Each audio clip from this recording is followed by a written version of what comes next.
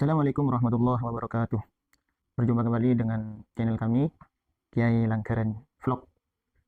Namun sebelumnya, sebelum menonton video kami sarankan bagi Anda yang belum subscribe agar tekan tombol subscribe-nya terlebih dahulu dan like juga share sebanyak-banyaknya, dan insya Allah channel ini akan membawa kemanfaatan bagi Anda semua. Teman-teman yang namanya manusia pasti tidak akan pernah luput dari yang namanya salah. Juga sebagai hamba, kita pastinya setiap hari tidak akan pernah terlepas dari perbuatan dosa. Baik itu dosa kecil ataupun dosa besar. Namun kita sebagai manusia oleh Allah Subhanahu wa taala diberi kesempatan untuk menebus dosa-dosa kita melalui banyak cara. Di antaranya melalui sholat 5 waktu dan munajat kita kepada Allah di setiap malam. Akan tetapi ada beberapa trik untuk menghapus dosa kita yang insya Allah ini efektif jika kalian lakukan. Kami pernah membaca sebuah keterangan di dalam kitab, kalau nggak salah, seingat kami kitabnya karya Imam Al-Ghazali, dan kitab ini banyak dikaji di berbagai pondok pesantren, yakni kitab Ihya Ulumuddin. Di dalam kitab tersebut kami berhasil merangkum tentang perbuatan-perbuatan yang bisa melebur dosa. Di antara banyak keterangan yang terdapat di situ, yang dapat kami rangkum ada dua hal. Ada dua hal pekerjaan yang dapat menghapus dosa-dosa kita. Apa saja dua hal tersebut? Tetap tonton video ini. Yang pertama, pekerjaan yang dapat membuat dosa-dosa kita terhapus, yaitu pekerjaan yang sifatnya dilakukan oleh hati. Nah, yang dilakukan oleh hati ini ada 3 poin. Yang pertama, ketika kita terlanjur melakukan dosa, entah itu dosa kecil atau dosa besar, naudzubillah, kita harus meminta maaf kepada Allah, meminta ampunan kepada Allah atas dosa-dosa tersebut. Caranya bagaimana? Yang pertama kita harus bertaubat. Jelas, yang namanya orang berbuat salah harus meminta maaf, dan cara meminta maaf kita kepada Allah dengan cara bertaubat. Bertaubat itu adalah menyesali perbuatan dosa yang telah kita lakukan, menyesali atas pekerjaan-pekerjaan yang membuat Allah murka, menyadari bahwasanya hal itu memang benar salah, dan kesalahan itu memang sengaja dilakukan oleh diri kita. Setelah bertaubat, tentunya dengan cara-cara taubat yang telah diajarkan. Misalnya dengan membaca istighfar, sholat taubat, dan bentuk-bentuk taubat yang lain. Yang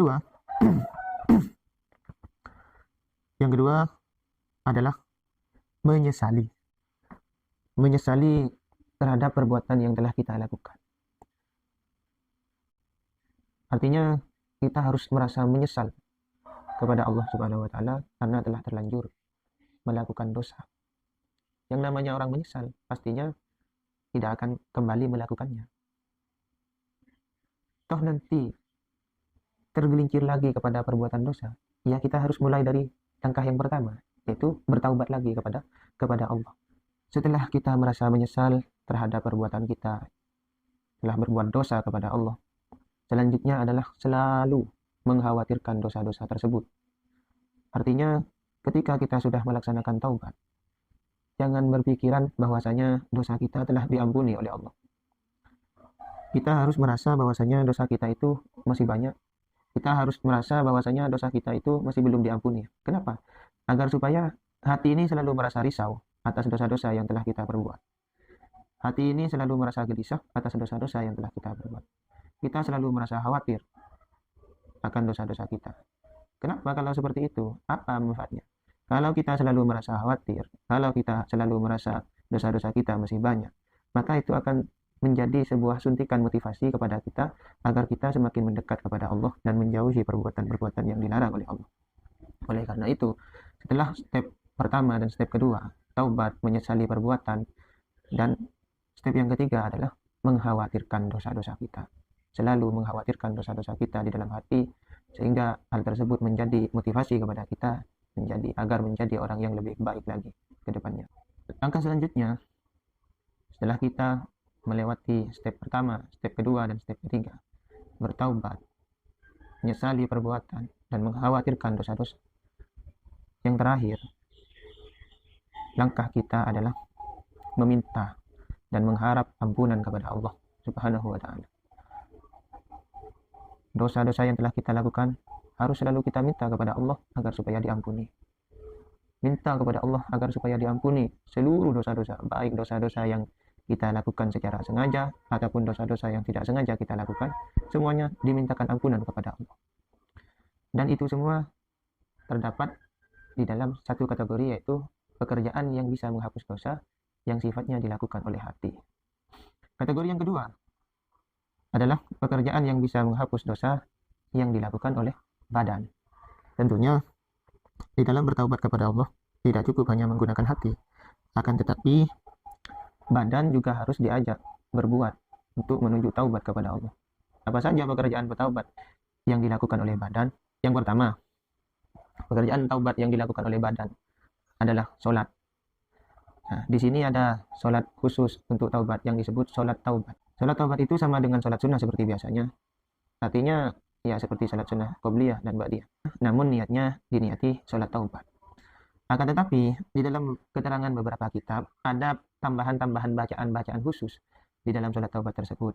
Nah, untuk keterangan lengkapnya silakan antum mencari referensi tersendiri di berbagai kitab. Yang kedua, langkah taubat yang dilakukan oleh badan setelah sholat. Menurut keterangan yang kami rangkum di dalam kitab Ihya Ulumuddin, yaitu membaca istighfar. Di kitab tersebut ada keterangan jumlah khususnya. Membaca istighfar sebanyak 70 kali. Untuk lafaz istighfarnya, ya mengikuti istighfar yang sudah lazim kita baca, yakni astagfirullahaladzim. Kalau mau yang lebih bisa membaca sayyidul istighfar. Langkah selanjutnya setelah membaca istighfar, yakni membaca tasbih, yakni lafaz subhanallahil azim wa bihamdihi sebanyak 100 kali.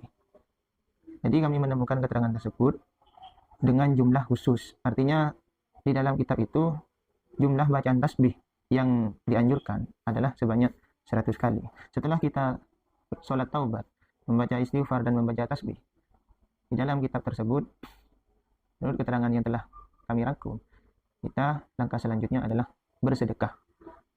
Bersedekah sekedarnya kepada orang-orang yang membutuhkan. Keutamaan sedekah tersendiri sudah banyak diterangkan di berbagai kajian-kajian. Bahkan yang biasa kita dengar bahwasanya sedekah itu bisa menolak terhadap bala. Dan juga perbuatan baik itu juga bisa menebus atau melebur kepada dosa-dosa. Dan langkah yang terakhir adalah berpuasa 1 hari. Niatnya ya puasa biasa. Berpuasa 1 hari diniati untuk mentaubati dosa-dosa kita.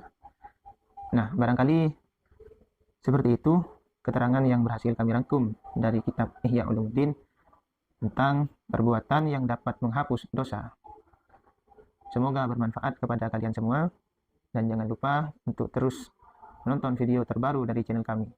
Yang belum subscribe, harap segera subscribe, dan like dan juga share sebanyak-banyaknya. Sekian, terima kasih. Wassalamualaikum warahmatullahi wabarakatuh.